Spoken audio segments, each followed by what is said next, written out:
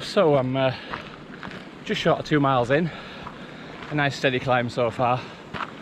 I don't think we're too high just yet. There's nice views though, because we're already quite up. When you set off from the Cairngorm ski centre. Whew, got a bit of a puff on. Set off from the Cairngorm ski centre, you're already reasonably high. Ironically, when I parked up it was very windy. It seems to have dropped now. So I'm hoping the forecast isn't wrong, because if it's wrong and I've left all my camping kit in the car, I'd be a bit annoyed. But, well, I won't be that annoyed. It's bloody heavy and it slows me right down. So now I've just got minimal kit on. I don't know if you can see it. If I do this, I think it's about I don't know, is it a 12 litre, 15 litre. It's just one I use for walking. It's got a 3 litre bladder.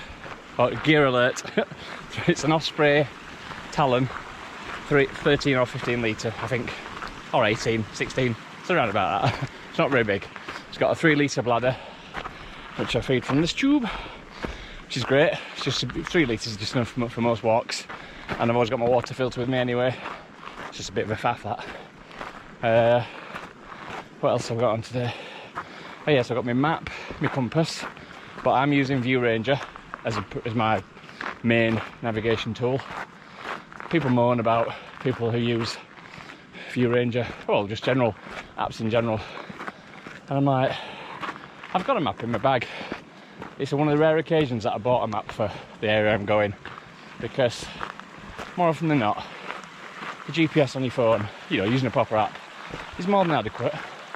And if you're using a decent phone and you've got a backup battery, I mean, obviously there's problems when you get into very cold temperatures, because when you get to 0 and below, it can zap the battery life, and sometimes iPhones and various other phones, it's past the minimum operating temperature, so that can be an issue. But that's why I've got a map. But there's no danger of it dropping below that today, and this path is fairly straightforward, so I've only had my GPS out once to check. But yes, I've got a compass as well. But in weather like this, I know the weather can change suddenly, but when the weather's like this, you're fairly safe following the path. You're not going to get lost unless you're a complete idiot. That said, I'd never just turn up on a mountain unprepared and try going up it, because at the end of the day it's still a mountain, especially when you're in Scotland, and it's, you know, the weather can be quite unpredictable. Last night it was 20 degrees through the day, absolutely scorching. I caught the sun, my face was red as a beetroot when I went to bed, but it dropped to 3 degrees through the night. That's the same place it was 20 degrees like 5 hours earlier. Unfortunately I had a decent Rab sleeping bag, so I was warm enough. But you know, it's crazy how it drops down here. Usually when I've been camping before, you expect it to drop, but it doesn't usually drop so significantly, especially in summer. But it's all good, because it prepares me for my winter camping, which I'm hoping to do. Maybe not in Scotland, or maybe, I don't know. But probably the lakes, because it's easy to get to. I love it up here, to be honest with you, but a 6.5 hours drive, or thereabouts, it's a long way to come for 1 or 2 nights. That's why this time when I've come for such a long time. So, you know, what else have I got on today gear-wise, if you're interested? Montane t-shirt. This is my go-to t-shirt for walking. Montane Dart, I think it's called. I've got loads of these.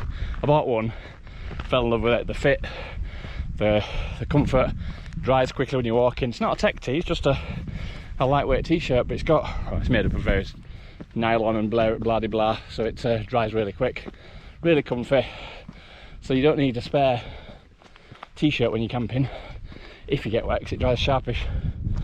Trouser wise, I've got just some crag hoppers on. I've forgotten what they're called, Kiwi Pro possibly. Super lightweight, and again quick drying, so you don't need to take waterproof trousers with you in summer anyway, because you know, if it rains and they get wet, they dry out really quickly. So shoes, walking shoes, I'm wearing, I think these are Merrell Moabs. I've had them not long, I'm not sure if they're Moabs, but they're very similar. See me right for a few years, about due some new ones now. And got this base layer, again Montane, one of my favourite brands, along with Rab. I've forgotten what it's called, but it's just a mid layer. I think it's a Protium Hoodie. Again, quick drying, nice figure hugging, keeps you warm, great to wear on its own or under another layer if it gets really cold. And hat, Arcteryx hat, it's about the only thing of theirs I can afford. And here's an interesting one, might divide opinions.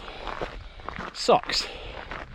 Right, these shoes I'm wearing, usually after about 6 or so, 7 miles, they rub. Only a little bit, but just so that you know that if you keep going you're going to get a blister.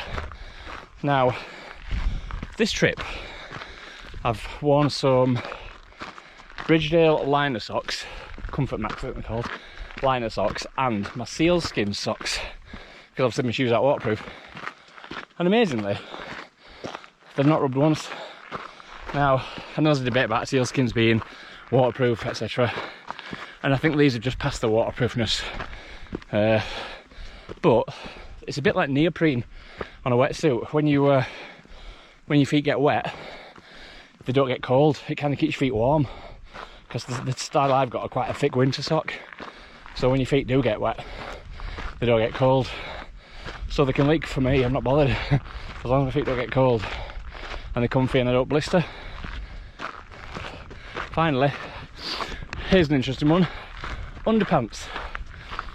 What do you guys wear, or girls wear, when you're walking? Because, change arms, because my go-to underpants for general, underpants, whatever you can call boxer shorts, I like Calvin Klein, like cycling short style. I don't know what the official tape is, but when you get sweaty with those, because the cotton, they just get sticky and they rub, and if they get wet they stay wet. So ages ago I bought some what do they call them, like base layer shorts, mainly to play rugby in, when I play rugby, but I thought I'll try these underpants when walking, because they're lightweight, they're lycra and cotton, very light, cotton and nylon and blah blah blah. So they're so comfy, super stretchy, super quick drying, and so I just bought like 10 pairs of these, and then now they just my go-to underpants, full stop. It's me talking about underpants, how exciting. So it's all good. So that's my gear rundown. I'll probably edit the hell out of this because it's a bit too long. Anyway, I shall pass you back to the mountain. We're heading up there. Hopefully not straight up it. But knowing the routes I've been on so far this holiday, quite possibly. See you in a bit.